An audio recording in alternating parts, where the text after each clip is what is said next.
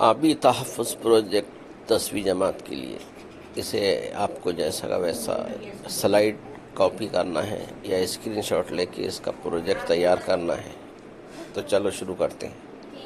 Water security class 10 project number 1 आबी तहफ़्फ़ुज़। Project report number 1